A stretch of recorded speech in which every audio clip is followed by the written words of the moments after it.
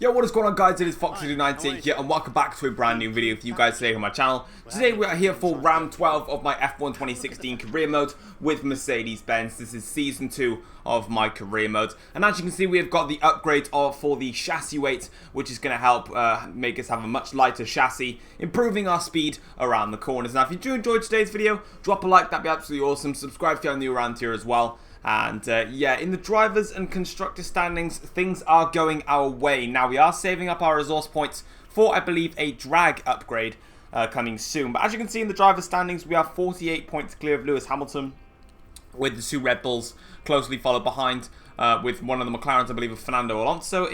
Fernando Alonso, and then the 2 Ferraris. In the constructors standings, Mercedes lead the way ahead of Red Bull, ahead of Ferrari, and ahead of McLaren. So coming into the track acclimatization test, you can see that we got purple everywhere on the circuit apart from one red, where I missed the gate, getting some understeer towards the stadium section.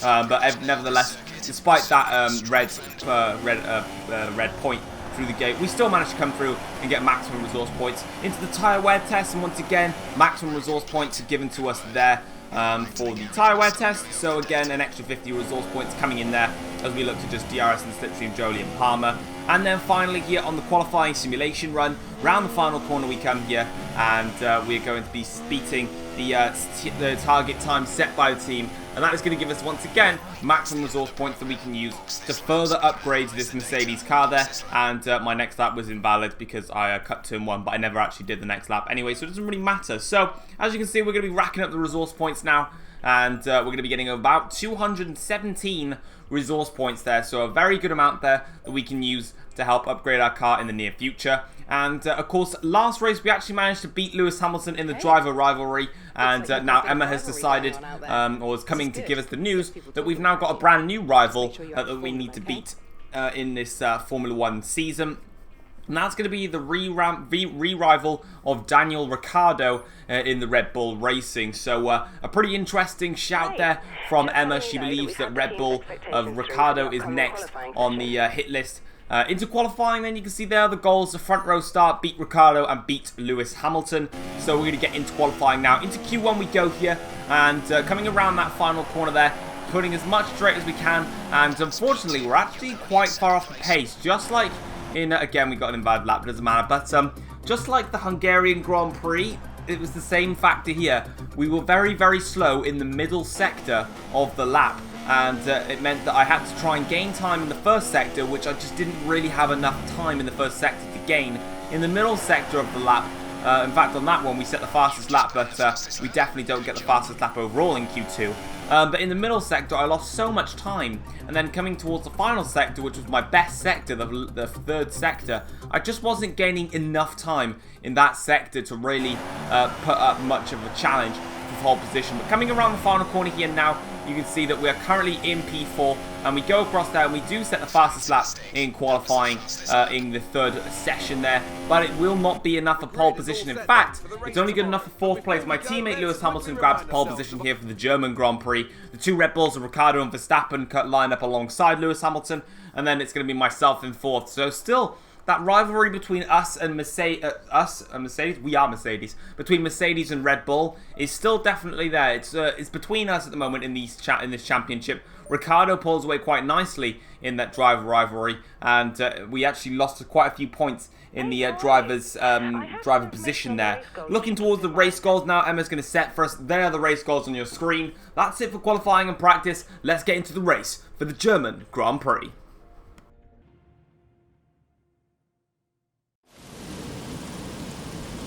There's nowhere at all I'd rather be today than here at Hockenheim for the German Grand Prix. We have an incredibly competitive field this year, which means we should be in for a treat.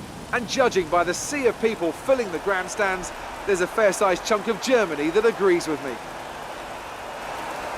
We're racing in the Rhine Valley this weekend at the home of many of the sport's finest competitors.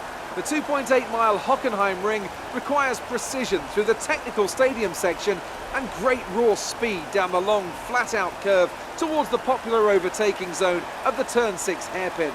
Watch out for a lot of wheel-to-wheel action there today. Joining me on this very wet day is a man who's no stranger to driving in miserable conditions Anthony Davidson, you've driven open cockpit, you've driven sports cars. How does the wet weather experience change between the different disciplines?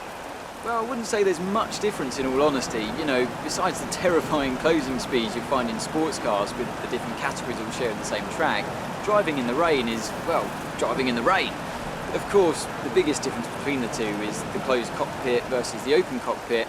You get the luxury of staying dry in the sports car, but if your screen ever gets dirty, well, that's a pit stop, not just wiping your visor or pulling away a tear off. But most of the time, you know, they're both as miserable as each other, to be honest. This is our engine supplier's home Grand Prix. Let's give them a race worth watching. Well then, after an exciting qualifying session yesterday, let's take a look at how the cars line up. Lewis Hamilton lines up on pole position, and Max Verstappen lines up alongside. Looking down the rest of the grid, we have Ricciardo and a Mercedes, Sebastian Vettel and Raikkonen, Button, Alonso, Massa and Roman Grosjean, Wehrlein, Haryanto, Esteban Gutierrez and Sainz, Perez, Hülkenberg, Valtteri Bottas and Kevin Magnussen, Kvyat and Palmer, Marcus Ericsson and Felipe Nasser starts from the back of the grid. And now it's time to head down to the track. Alright then guys, so as you can see we're on the grid for the German Grand Prix and yeah, it's going to be a wet Grand Prix. Now it's going to start off at full wet conditions, but then the track will change to intermediate. So pretty interesting stuff going on here as we now get ready for the formation lap. This may be able to help us pull up the grid a little bit more because it's wet, or it may hinder us because again, my Mercedes car is not very fast in the wet conditions. I'm like a Nico Rosberg, I am. I'm not very good in the wet weather in this Mercedes. In the McLaren Honda, I was begging for rain every race when I was at McLaren. But at Mercedes, I'm not quite comfortable with it. But anyway, we're going to have to deal with it. We've got 3, 4, now 5 red lights for this German Grand Prix. And it's lights out and away we go for the German Grand Prix. A good start from Hamilton and Verstappen. A bit of a slow start from Ricciardo here. But the power of my Mercedes engine is going to get me in front into turn 1. Verstappen goes wide. We do a beautiful switchback move on Max Verstappen. Yellow flags are out. Green flags now. And Lewis Hamilton leads the way from myself in second with the 2 Red Bulls third and fourth. And oh, hello. Look who's back, guys. Guess who's back? It's the good old safety car. It's not like we've seen him before in this series before. In fact, we've seen him way too much in this career mode. But guess who's back? It is the safety car. Now, I did actually show a replay, but we're coming towards now the end of the safety car. It was a spin from Fernando Alonso that caused the safety car here. But there was no point in showing a replay at the start because it was just like tiny here. But unfortunately, Max Verstappen got in front of us because I lost the back end of the car into the hairpin and I couldn't overtake Verstappen back. So we have to settle down into third. Now, as you can see here, the green flags are away and we're going around the final corner now. You can see I'm holding alongside Verstappen, waiting for that green flag. The green flag drops and now we go straight through on the inside of Verstappen. A very cheeky move by myself there, but I felt hard done by the fact that Verstappen overtook me under the safety car because I ran a little bit wide and I couldn't gain the position back. So unfortunately there I had to fight my way back past Max Verstappen. But unfortunately, the biggest problem with that safety car is literally the fastest lap board is just completely blowing up right now with everyone setting fastest laps. The problem with the safety car is it's not time for the intermediate tyres just yet. So unfortunately, we can't make that strategical pit stop that we normally do to go onto the intermediate tyres and try and get a jump on the rest of the field. Unfortunately, we're going to have to sit back, hold out for a little bit longer on these full wet tyres and then go to intermediate tyres. We can see we lock up going into the hairpin. Now we're really struggling to get that power down. A lot of wheel spin off the hairpin there as we have the car, and I believe we did have it. I don't know if we've got it in rich mixture. If we do, then we're going to have a lot more wheel spin, which is a problem on my behalf there. But here into the middle sector now, that's where I was weakest. On to lap 8 of this Grand Prix now, and I'm looking to try and pull away from the Red Bulls behind. And I'm looking to try and hunt down Lewis Hamilton, but unfortunately, in this first stage of the race, Lewis Hamilton was definitely faster on these blue-walled full wet tyres. He was definitely quicker than me, and I really was struggling just around the circuit in general. But as you can see there, my engineer comes up with a strategy change, and he says, would you like to go into the intermediate tyres? I decided to go for it due to the fact that there was still rain on my screen, but there was no actual rain falling. So I thought it would be a good time to come into the pits and potentially close the gap between myself and Lewis Hamilton, which will helped me a lot in trying to pursue my teammate down and hopefully try and snatch the win away from him and try and get our third win in a row. It'll be a hat-trick if we can do it, but we're going to see what goes on. So as you can see now, we're coming into the pits for what is going to be our one and only stop of this Grand Prix. Ricciardo and I believe Vettel and Raikkonen all coming in for a pit stop as well, so they're all going to be going onto those new intermediate tyres as well. Luckily this time here, we didn't quite get held up by the Red Bull and the Ferrari just like we did in Hungary, but as you can see there, the Ferrari is in front of the Red Bull, which I believe was the case anyway when they come into the pits, although I think the Red Bull was actually in front, so maybe Vettel has gained position on Ricciardo there, so a good stop from the Ferrari boys to get them out in front of Ricciardo, and that's good because Ricciardo is quicker than Vettel, and it'll mean that he won't be able to close in on me quite as quickly. But now this is the important lap here, lap 8, as we're now going to be using these intermediate tyres. Lewis Hamilton is still out there on the full wet tyres, and now we really need to push on this set of inters, get as much pace, get as much as we can out on this out lap, and try and overtake Lewis Hamilton, or even jump him in the pit stops, depends on how bad the full wets really perform. But you don't really get that much of an undercut, unfortunately, in these wet conditions. Despite the fact it's time for the intermediate tyres, the full wet tyres won't lose that much time if you stay offline and cool the tyres down. It doesn't make that much of an impact, so we definitely need to just hope that we can close a little bit of time on him as his intermediates will be overheating. That's what we're praying for at the moment. Into the middle sector, you can see we actually set our fastest middle sector of the Grand Prix, which is encouraging signs. But we do go on to the wet part of the track there, losing the back end of the car. Lewis Hamilton now into the pits. You can see him there on the right of your mini-map. We're now right behind Valtteri Bottas, and I don't want to get stuck behind him too long, so we make a diving move down the inside of Bottas, nice and easy. He's going to be coming into the pits anyway to go on set on with the intermediate tyres. As you can see now, Lewis Hamilton though is actually exiting the pits as we speak.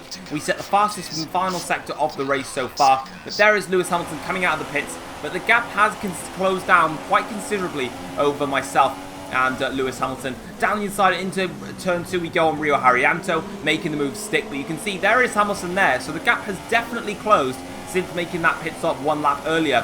Fastest first sector of the race set by us so far, and we're going to be making a move on Felipe Massa, who is yet to pit for the intermediate tyres, and we get that one sorted nice and quickly. However, down into their difficult hairpin here, we actually lock the rear tyres once again, and we go very wide into the hairpin here, compromising everything really.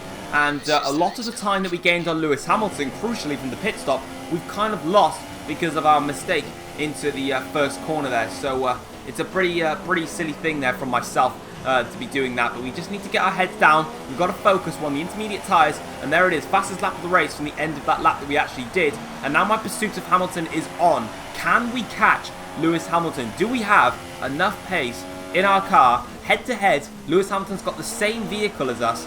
Can we catch him?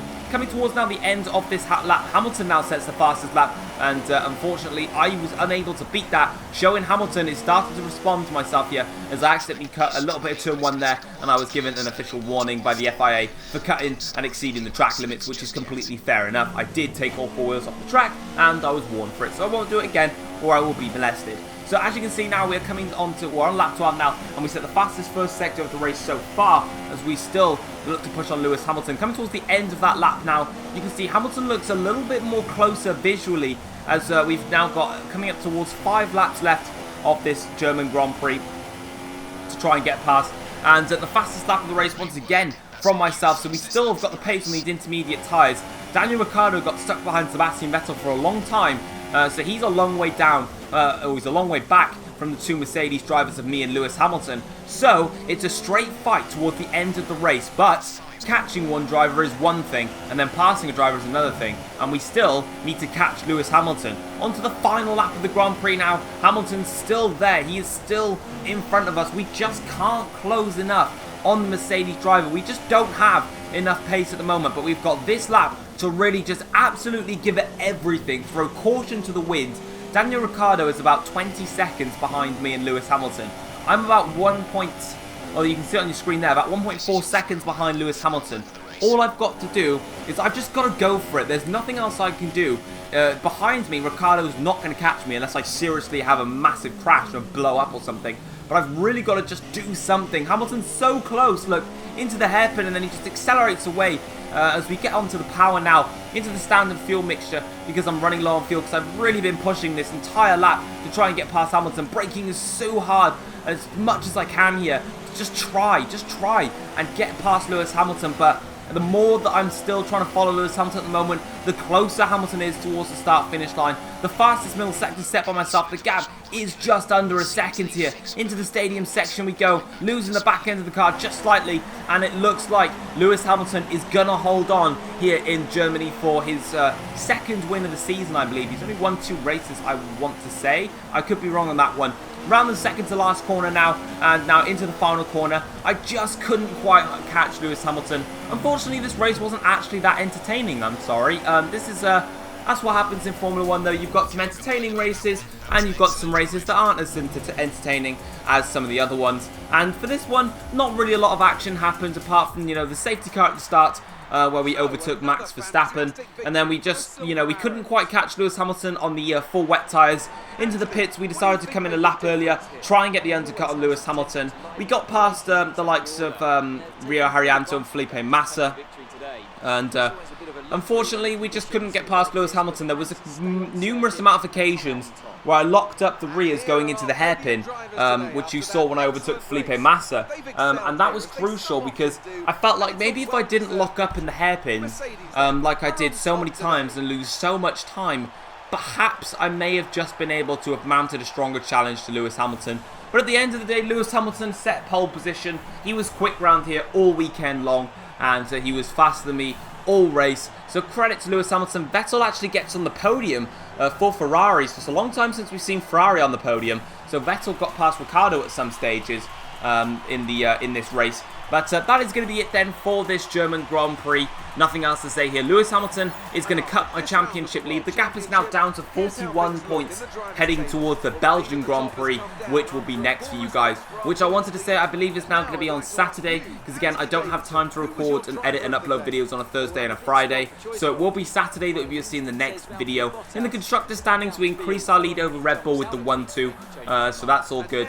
And I have another look at that at the driver standings. We are now 41 points clear of Lewis Hamilton, so still a nice healthy lead, but we're coming to my 2 favourite tracks on the calendar of Belgium and Italy. So if we can win the Belgian Grand Prix and the Italian Grand Prix, we'll be setting ourselves in a very good position heading towards the back end of the season. Into the driver rivalry, we are now ahead of Daniel Ricciardo after destroying him in the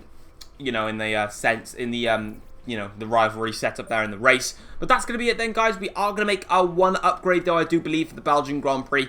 And that is going to be reduction of the drag. So we're going to be quicker in a straight line, which we're going to need. And I do believe I purchased it. So there you go, guys. Next up's the Belgian Grand Prix. Till then, see you guys later. Take care. Peace.